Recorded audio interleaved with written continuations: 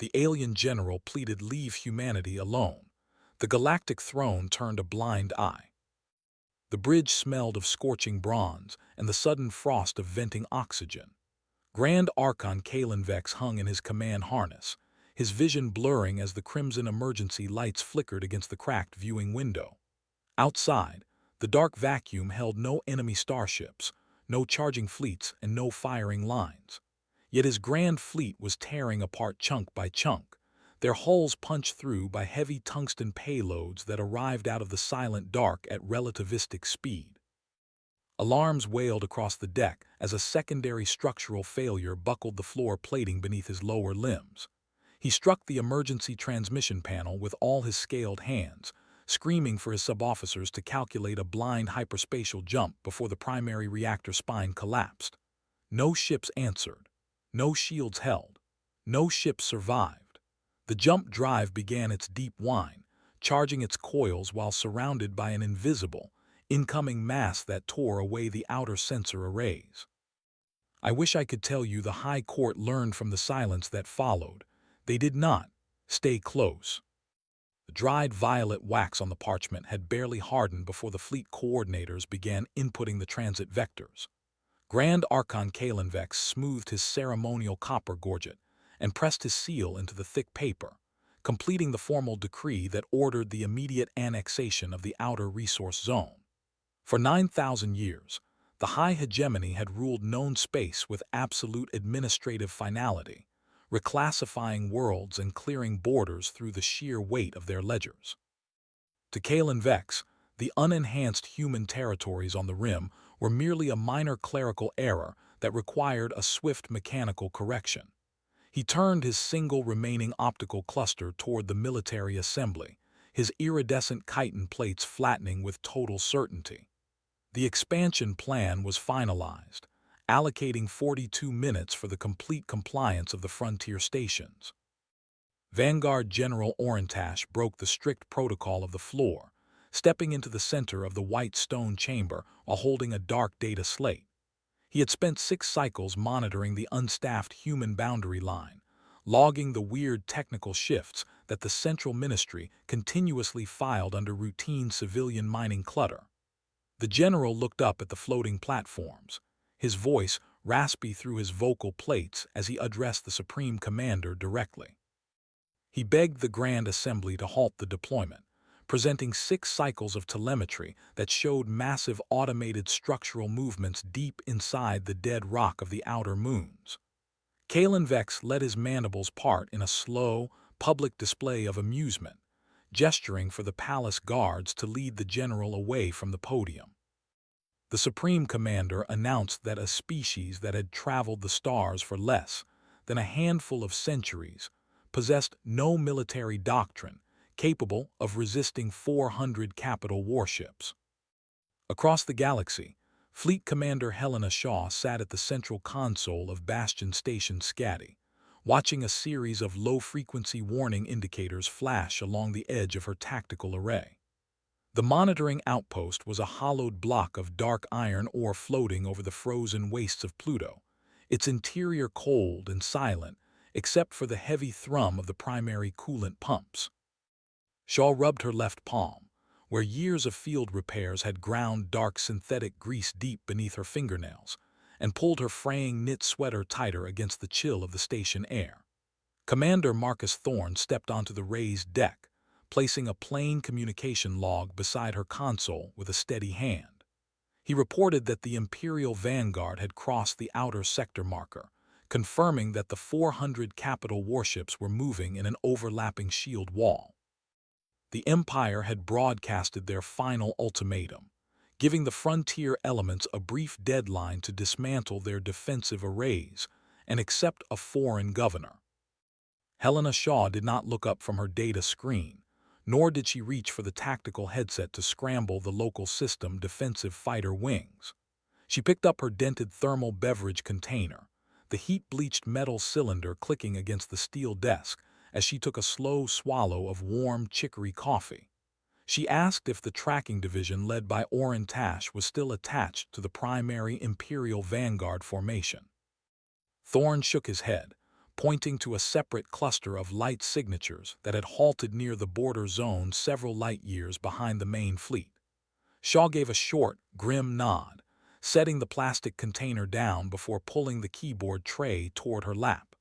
She noted quietly that the general was a smart engineer who knew how to read an industrial ledger, even if his rulers did not. Her fingers typed a single authorization vector into the terminal, initiating the dormant automated system known as the Iron Mandate. At the neutral sector boundary, Vanguard General Orintash stood on the bridge of his own cruiser and ordered his communications team to cut all direct links to the advancing fleet. His subcommanders protested, warning him that disobeying a direct court order during an active pacification campaign carried a penalty of immediate execution. Orintash did not alter his directive, his eyes fixed on the long-range arrays that tracked the Supreme Commander's progress into the human transit corridor. He knew the absence of human warships did not indicate a panicked retreat or a lack of colonial resolve. His 6 cycles of observation had taught him that humans did not build their defense outward for display. They built it deep into the crust of their space. He refused to lead his own ships into a gravimetric envelope that had remained completely silent for decades.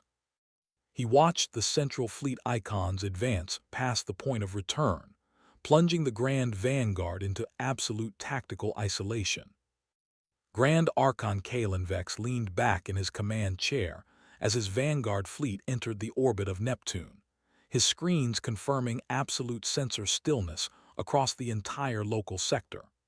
The human defensive fleet was nowhere to be found, and long-range tracking registered only several dead moons populated by small, automated mining installations. His primary navigation officer reported that total human presence in the area was negligible, with no capital signatures detected within multiple system increments.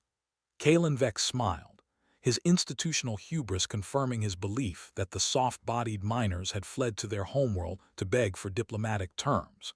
He ordered the entire line to advance toward the inner planets, commanding his vanguard to prepare the heavy planetary occupation hubs for immediate drop. He told his bridge crew that the human border was an open door, completely ignoring the unflagged telemetry arrays that drifted quietly beside his ships. The space behind the Imperial Armada changed the moment the lead dreadnought passed the pre-calculated gravitational trigger point. The 3 dead mining moons did not launch ships, but their outer stone crusts suddenly split apart along pre-machined fault lines. The massive planetary rock bodies opened like hollow shells, exposing 12,000 automated kinetic launch tubes that had been cast in deep underground foundries over 3 decades of silent work. The unflagged telemetry arrays instantly locked their targeting lasers onto the main reactor vents of the Imperial warships. Red warning indicators flared by the thousands across the Imperial tactical monitors as the automated foundries completed their initialization sequence. Without a single human pilot taking flight or drawing a breath in the sector, the system-wide firing network began launching heavy tungsten payloads at 4% the speed of light. The automated rails cycled a new launch every 6 seconds with mechanical certainty, transforming the sector into an industrial conveyor belt of destruction. Kalenvex was thrown violently from his podium as the first kinetic wave tore completely through his flagship's starboard hangar bay, venting atmosphere and killing hundreds of crew members instantly. He screamed for his navigation coordinators to execute a sector-wide hyperspatial retreat, but the automated human network had already anticipated the withdrawal lane. The fleet slammed directly into thousands of proximity-fused distortion mines that had been quietly seeded across the transit corridor before the first warships dropped from warp. The proud Imperial dreadnoughts were systematically dismantled piece by piece, their heavy bronze armor shearing away under continuous kinetic impacts that left no room for tactical maneuvers or counterattacks. Kalenvex watched his monitors fail one by one as the non-living salvos reduced his Grand Armada to raw structural debris. There was no glory in the engagement, no martial display, and no honor. It was an automated cleanup routine, and his fleet was the inventory being cleared from the ledger.